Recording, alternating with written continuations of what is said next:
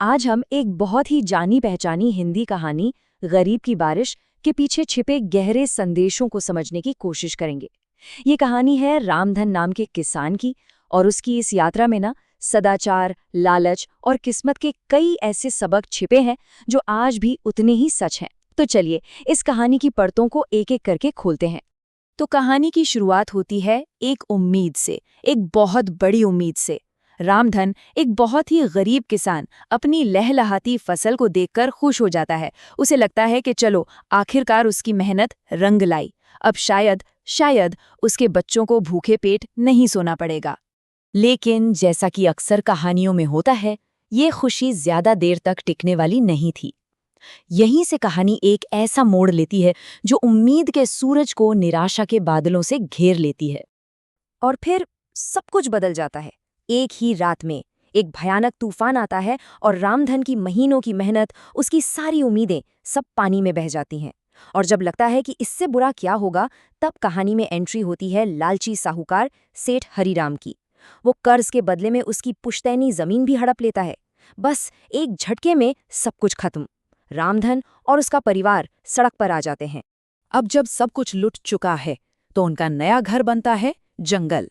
और यहीं से शुरू होता है उनके सब्र और हिम्मत का, उनके चरित्र का असली इम्तिहान।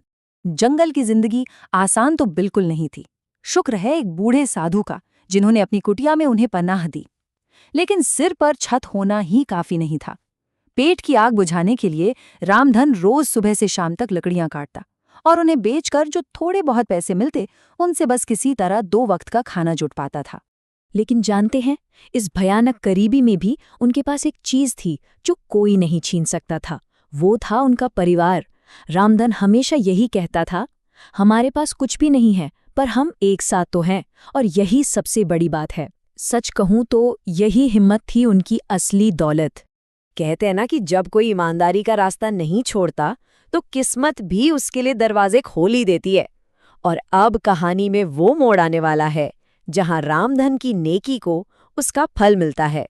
तो होता यूं है कि एक दिन ज्यादा लकड़ियों की तलाश में रामधन जंगल में कुछ ज्यादा ही अंदर चला जाता है, और फिर रास्ता भटक जाता है। रात घिराती है, चारों तरफ घना अंधेरा। रामधन अकेला और हताश है, और तभी उसे दूर एक छोटी सी रोशनी नजर आती है, उम्मीद की एक नन्ही सी किरण। वो उस रोशनी के पीछे पीछे चलता है और एक चमकती हुई गुफा तक पहुंचता है। और गुफा के अंदर जो नजारा था, वो तो यकीन से परे था। एक पूरा का पूरा गांव जो सोने का बना हुआ था। उसकी आंखें फटी की फटी रह गई। वो बस यही सोच पा रहा था, ये कैसी जगह है। वहां उस सोने के गांव का राजा रामधन को अपने पास बुलाता है। उसने रामधन की आंखों में ही उसका पूरा संघर्ष, उसकी सारी ईमानदारी पढ़ ली। राजा ने कहा, तुम जैसे लोग ही असली राजा होते हैं, और उसे इनाम में सोने के सिक्कों से भरा एक संदूक दिया। साथ में एक राज भी खोला कि ये जादुई गांव हर किसी को नहीं दिखता, ये सिर्फ उन्हें ही दिखता है जिनका दिल सच्चा हो। तो रामधन की जिंदगी तो पटरी पर आ गई, लेकिन कहानी यहाँ खत्म नहीं होती, क्योंकि अब कहानी का फोकस वापस जाता है उस इंसान पर जिसकी वजह से ये सारा बवंडर शुरू हुआ था, लालची सेठ हरिराम। रामधन ने उन सोने के सिक्कों का क्या किया? सबसे पहले उसने सेठ का कर्ज चुकाया और अपनी जमीन छुड़वाई। फिर उसने ईमानदारी से लकड़ी का एक छोटा सा काम शुरू किया जो जल्द ही बहुत बढ़ गया।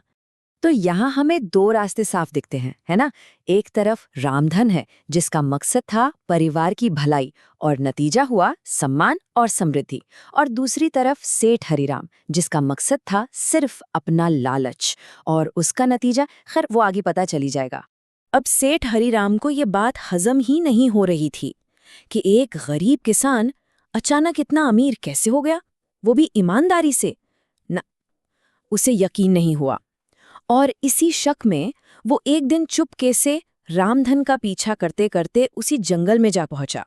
वो भी गुफा तक पहुंच गया, लेकिन जैसे ही उसने अंदर कदम रखने की कोशिश की, एक आवाज गूंजी। आवाज ने कहा, तुम्हारे अंदर से लालच की बू आ रही है। राजा ऐसे लोगों से नहीं मिलते। बस उसका खेल खत्म, पहरेदारों ने उसे पकड़ लिया और लालच का अंत हो गया। तो बुराई को उसकी सजा मिल गई। अब कहानी अपने सबसे शानदार पड़ाव पर आती है, रामधन का सफर, एक आम किसान से एक राजा बनने तक का सफर। कुछ वक्त बीत जाता है और एक दिन सोने के गांव से रामधन के लिए फिर बुलावा आता है। पता है क्यों? क्योंकि वो राजा दूर से ही रामधन के हर काम पर नजर रखे हुए था। उसकी ईमानदारी, उसकी नेकी सब देख रहा था।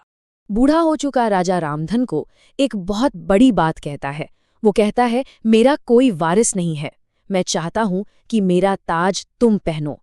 और वो समझाता है कि सच्चा राजा कौन होता है, वो नहीं जो सिंहासन पर पैदा हो, बल्कि वो जिसका चरित्र, जिसकी ईमानदारी और करुणा उसे इस लायक बनाए। और रामधन वो इस बड़ी जिम्मेदारी को स्वीकार करता है, लेकिन एक कसम के साथ कि वो हमेशा गरीबों के साथ खड़ा रहेगा और सबके लिए न्याय सुनिश्चित करेगा। वो अपनी जड़ें नहीं भूला था। और यही बात इस कहानी को इतना खास बनाती है। सत्ता पाने के बाद भी रामधन बदला नहीं, वो हमेशा जमीन से जुड़ा रहा। वो अपने बेटे से भी यही कहता था, याद रखना, हम राजा नहीं, सेवक बनकर जिएंगे।